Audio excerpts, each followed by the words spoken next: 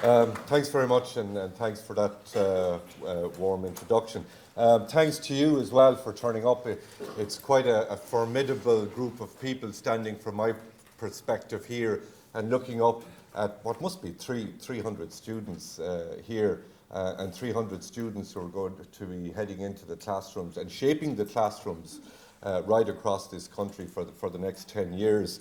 So, if as a young teacher you've ever felt a bout of nerves before you start, well, here I am, you know.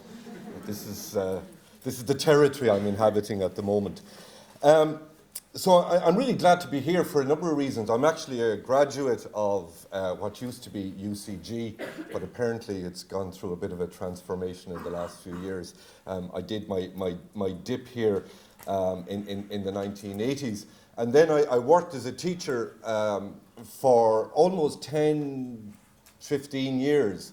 I started off in the vocational school in Ennis, which was a great experience. I must say I really, really loved it. Worked there for 3 years. And then I moved to the comprehensive school in Shannon, which was also a very invigorating and affirming experience for me.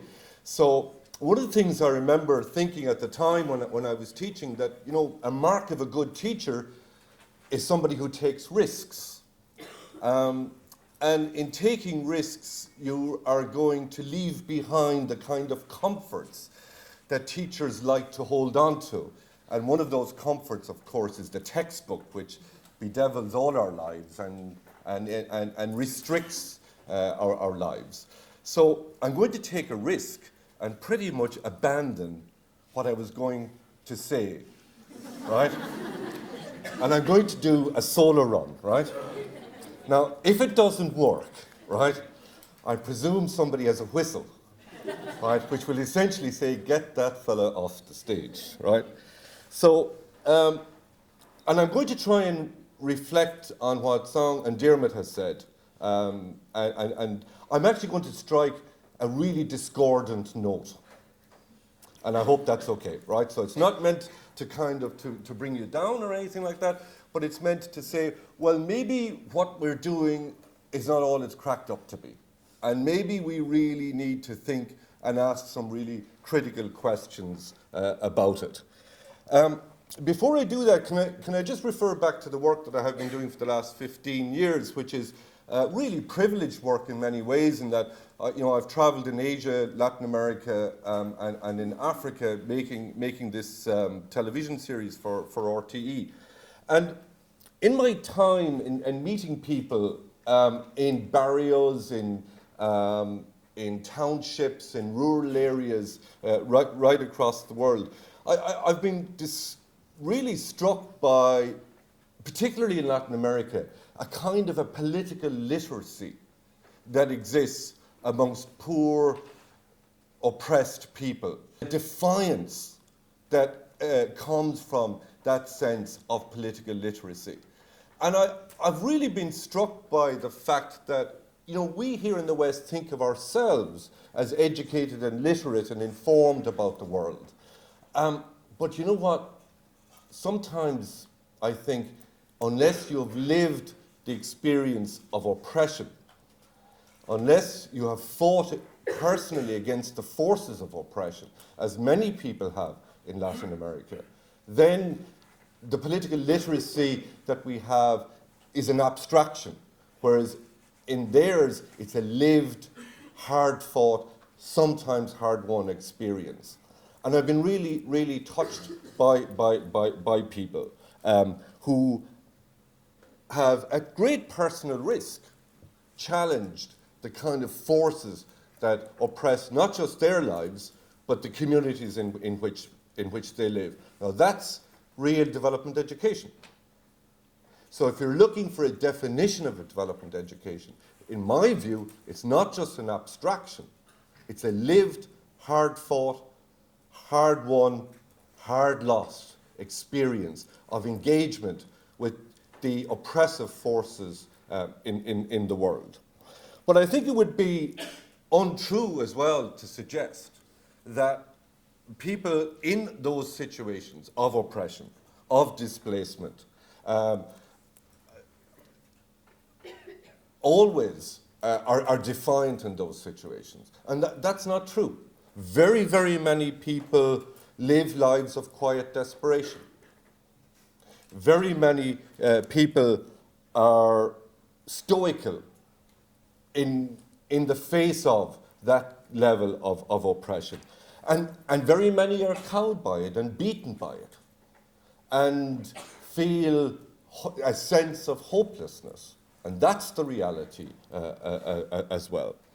And notwithstanding, as Diarmuid has pointed out, and clearly the work that is being done with the Ubuntu network and here in the university and in classrooms across the country, seems to me that there's a real disconnect between that level of activity, that level of intellectual engagement, that level of politicizing, and I know Song used the word that it's about political activity as well, and that's a really important component in it.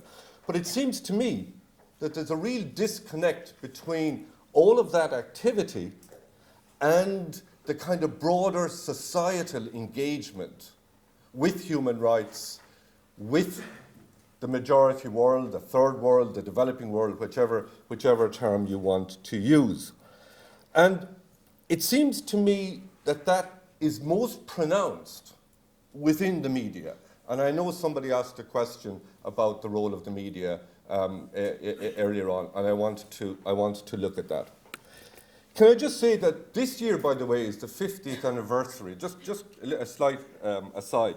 This year is the 50th anniversary of Dr. Martin Luther King's extraordinarily powerful, iconic speech of I Had a Dream, which he made in 1963 at the Lincoln Memorial. I've had a fascination with Martin Luther King, and I was in Birmingham as part of when I was working on the documentary series, and was in the museum and was in Kelly Ingram Park, where a lot of the civil rights movement was centered. And Dr. King made a very interesting observation. There's a sort of a simplification, if there ever was. I think he made more than one, right? But let's leave that aside for the moment, right? But one of the interesting observations he made was that every morning at the breakfast table we meet the third world. So when we're having our tea or coffee or muesli or whatever it is, we meet them. So we are deeply connected from the moment we get up in the morning until the moment we go to bed at night time with this global world. This is not an abstraction. We are deeply connected with it. Everybody here, I presume, has one of these, right? I know at least one person who doesn't have one, right? But for the most part, everybody has one of these, right? In this phone is a mineral called cobalt, right? And it's probably to be found in every piece of electronic equipment that you have. It's mined in the Democratic Republic of the Congo. It's got the largest reserves of cobalt in the world. One of the poorest, most oppressed countries that you could possibly imagine, backsliding into terrible poverty, notwithstanding the fact that it's got an estimated $23 trillion worth of mineral resources in the world, which we use on a day-to-day basis. But notwithstanding that connection that we have with the third world, or whichever term we want to use to construct that, it seems to me, and this is sort of my core argument, right, that we have retreated into a world primarily of introspection, of isolation, of self-obsession, and that world has intensified, and that introspection and that sense of isolation has intensified, certainly in the last 5 years since the economic crash that happened in 2008. And to illustrate that, I want to refer to the way the media is constructed in this country and how it operates. I do this series, What in the World? So we look at issues around globalization, poverty, human rights. That's the core agenda. We have to put about 80% of the funding together to get that on air. It goes out at 11 o'clock at night time, when, to quote Pat Rabbit in a slightly different context, when drunks and insomniacs, I know there are none of those here, right?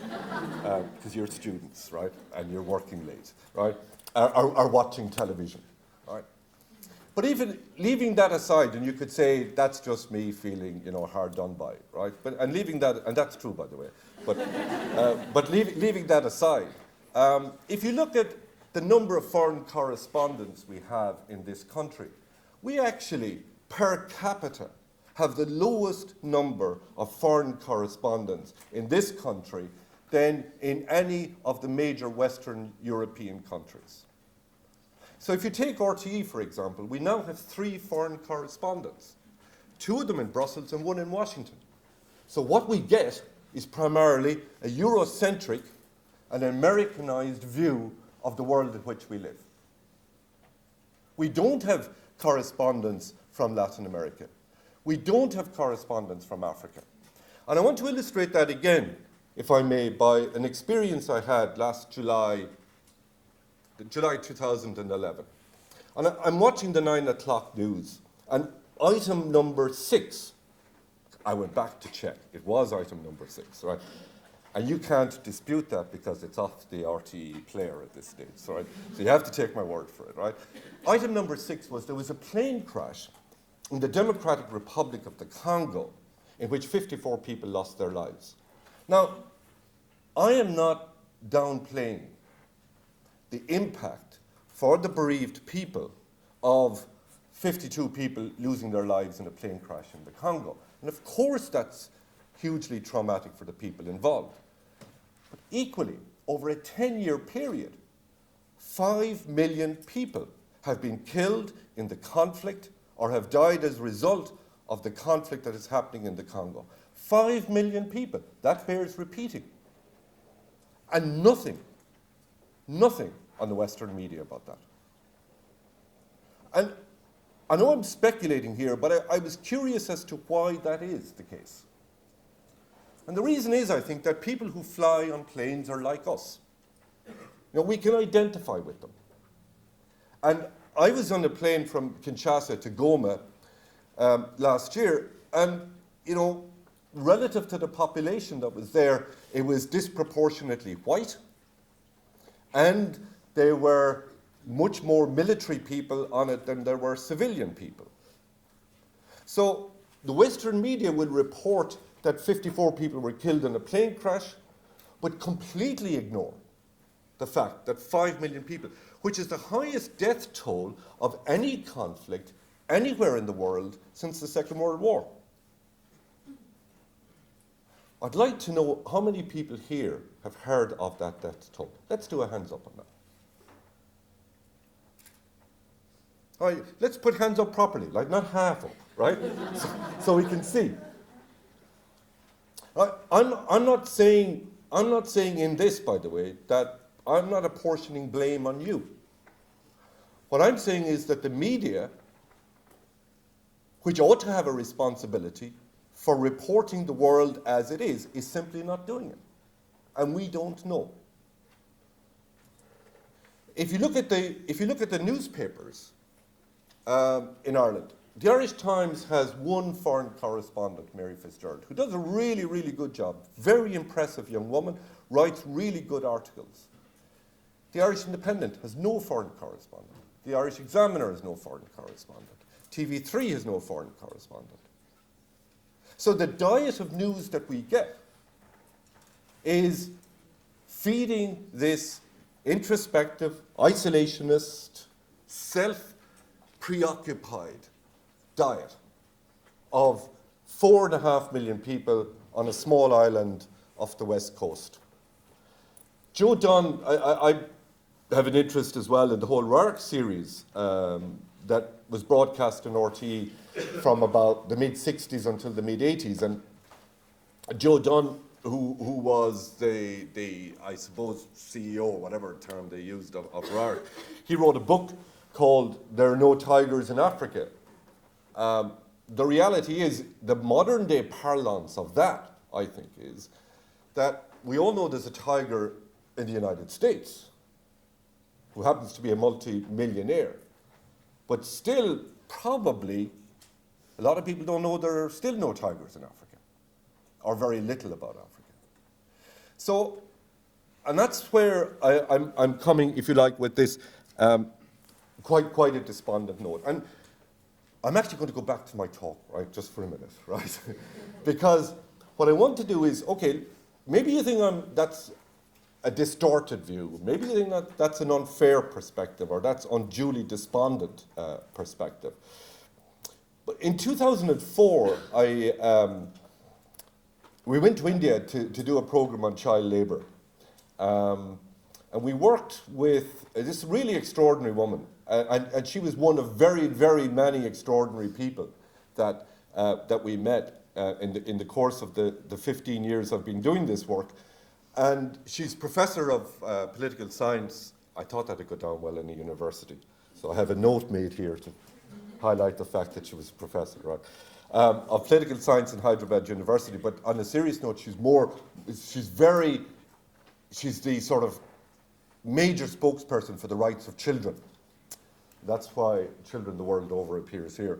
And she has this very, very striking observation, which do I go left or right, Sean? Yeah. I go left. Politically, it's not a bad way to go, by the way.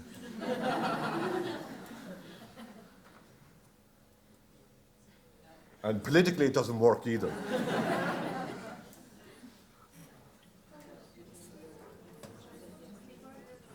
Try the other way.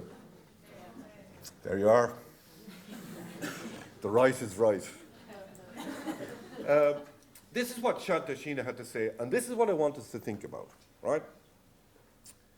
Child labour exists because people find it acceptable. Now, when she says people, by the way, she's talking about you and me, right? When it comes to children's rights in India and the rest of the third world, the West simply does not care. We, the Indian government and people, don't care, and she wasn't letting her own people off the hook. We, the Indian government and people, don't care that our children are being exploited, that they are suffering. What I'd like to do, because development education is supposed to be participatory, so I thought we'd have a second straw poll, and I'm just wondering what time it is. I think I have about 5 minutes. Yeah. Would that be right? Okay. Can we have a vote on that? Right, let's take that second statement. When it comes to children's rights in India and the rest of the world, the West simply does not care. On a hands up, how many agree with that? That's pretty strong. How many don't agree? All right. Could I be really brave and ask one person in one sentence who says they agree with that to tell me why? Would one person? Yes, sir. Probably every one of us is wearing something in here made by children.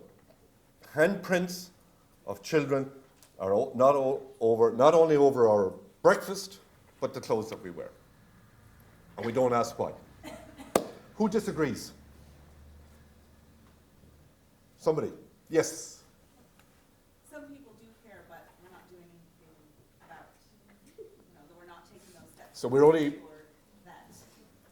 caring a little bit. Yeah, I care. That makes me angry. But I don't go, where did this shirt come from? And did a child make this? And I don't take that step.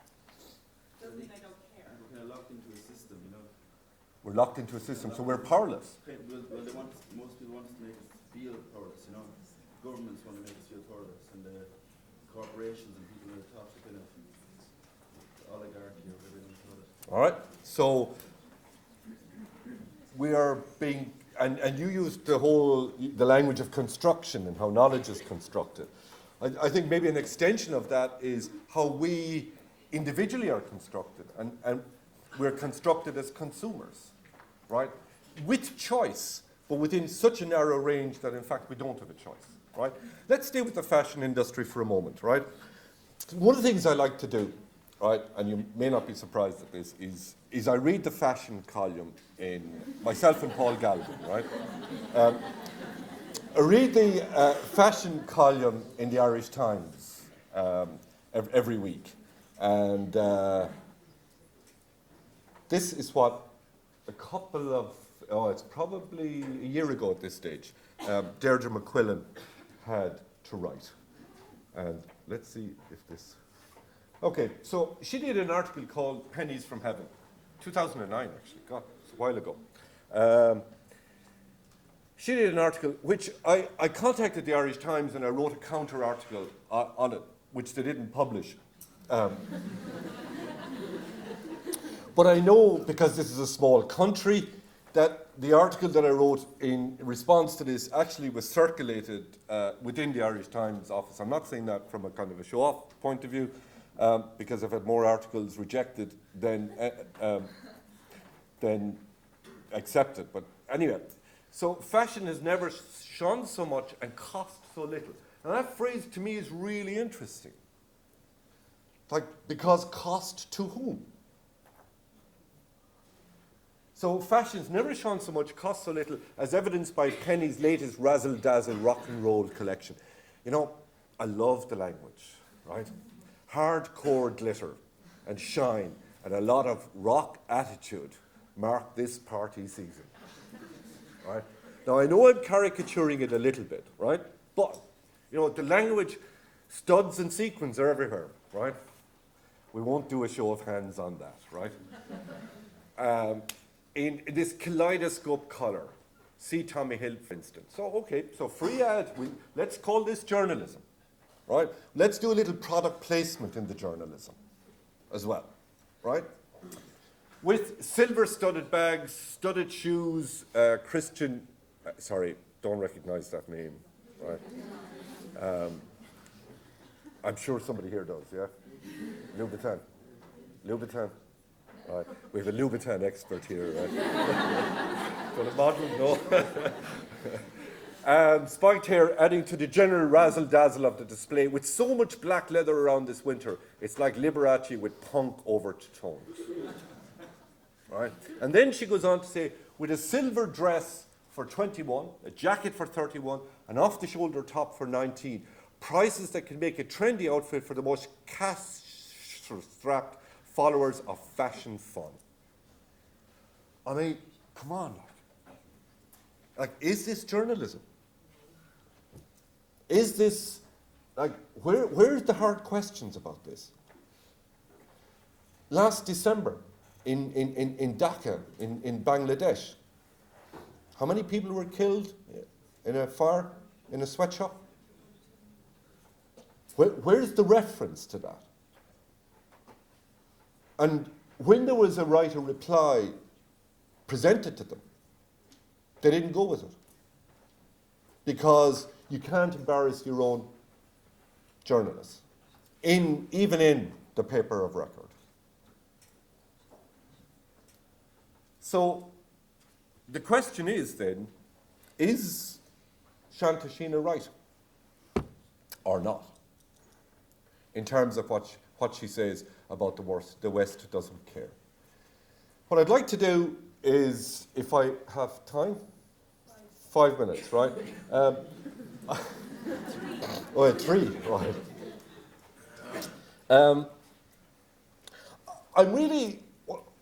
What I'm trying to do in this really is to present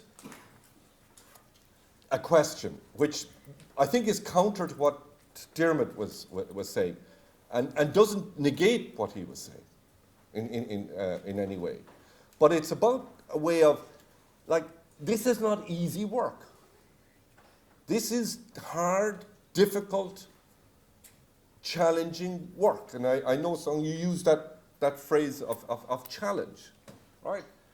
If we're engaging in this, we're engaging in a counter-narrative that challenges the sort of the fundamentals of the society in which we live, which is informed and fused by capitalist norms, where profit is the sole criteria for what's regarded as success. You know? just coming back to the fire and like War and Want have done, and if you want to check this out, it's actually on the internet. War and Want have done a very strong critique of this whole clothing industry. And I came across another website lately, which is just something clothing. I'll think of it before the day is out, and I'll give it to you at the very end as well. It's based in the Netherlands. And they do really, really good work. And, you know, sometimes you need arguments to strengthen the kind of views that you have. And these provide very tangible, very, very, very strong discussions. But when the fire happened in Primark, and they said they were going to have an investigation and all the rest of it, and they were going to set up some kind of foundation where they were going to have some kind of social responsibility, which is a completely dubious concept as far as I'm concerned. They were going to have some kind of social responsibility fund for it. So I rang them in Dublin and I said, oh, that's really interesting. Like, tell us about it. Like, what? So how much money are you going to give, and to whom, and to where? Oh, this is all private, confidential information that we don't give out to the public, was their response. You know, so they'll cover this with kind of PR spin. But if you ask for substantial detail on this, you simply don't get it. Okay, so that's the risk I took, right, in terms of kind of tearing up the prepared speech, based on my time and teaching, that sometimes the class worked best when you chucked the textbook. There's about, I don't know if we have time, there's 3 minutes of the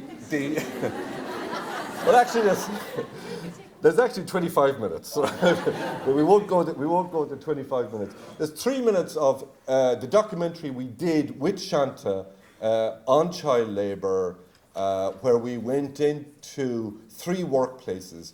We went into quarries on a Sunday morning outside Hyderabad. We went into cotton fields where people had hybrid cotton, which had to be hand-pollinated. Each flower had to be hand-pollinated. The only people that could do that, they reckon, were 10, 11, 12-year-old girls. And we went into a small factory where they make incense sticks. And so we filmed in those 3 locations with tremendous difficulty, and because, you know, it's not in the interest of people like this to make these kind of things available. So maybe we could just do 3 minutes of it, and that's me. And thanks a million for paying attention. I appreciate it.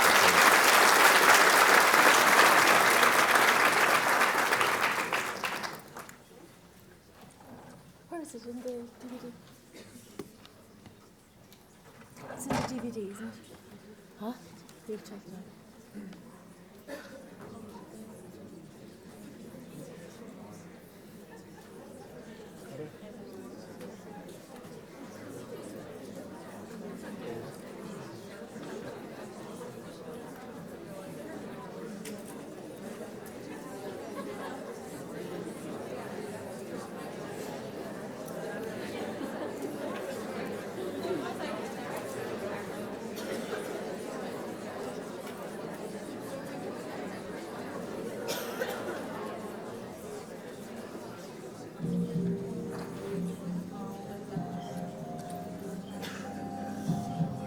These children are having fun. Play is essential to the physical and social development of the young. But for many millions of the world's children, play is a luxury, a few precious moments squeezed between the work they must do. There are almost 200 million child labourers under the age of 15 in the world, slaving for a pittance in the carpet factories, quarries, the cotton fields of the poorest of countries. We, adults and children in the Western world, are the beneficiaries of their handiwork. In India, the children told us about the reality of their lives.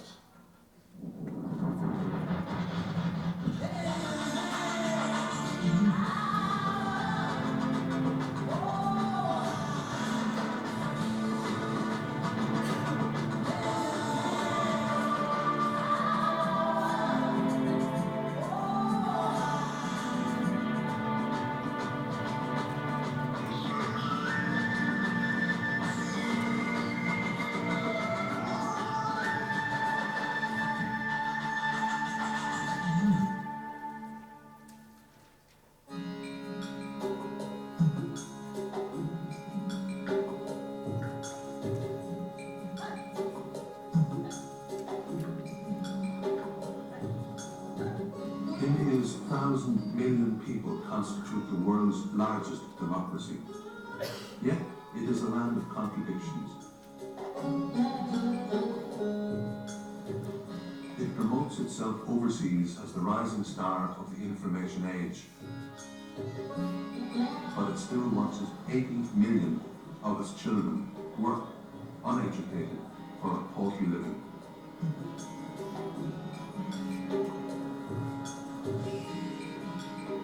As we in the West benefit from its technology innovation, so too we gain from the cheap labour of its young, who produce the cotton, the carpets, the incense sticks, and other adornments of our homes and lives.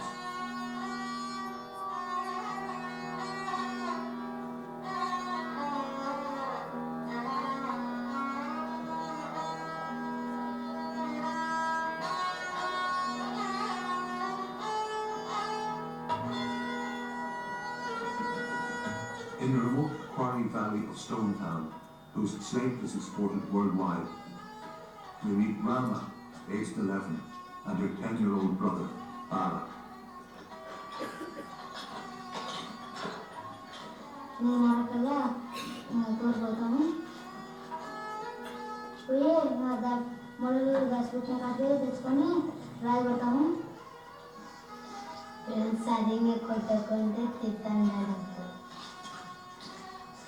బాగా నేను వింటా మెచ్చుకుంటాడు లేకుంటే కూలి తగ్గకొని చూస్తాడు.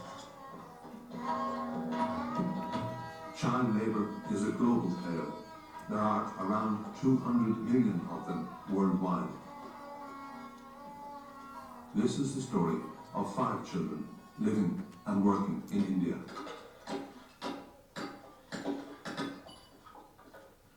లేకపోతే మా బావులతో తొక్కించుకొని పోతాము కొట్టి మళ్ళా గీతలుంటే జీవి కొడతాము మొలకడితే గుజుకొని పడతాము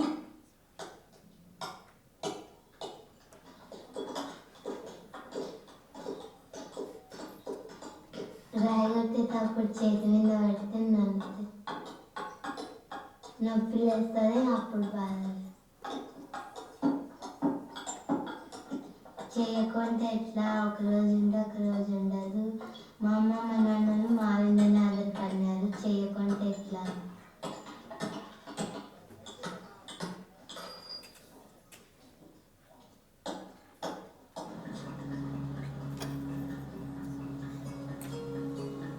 Hyderabad is the high-tech. Okay. Thanks very much, Karen. I'm not going to ask for any questions because I actually think a lot of your questions are actually answered even by that 3-minute clip. So what we're going to do is we're going to move pretty promptly into the workshop settings.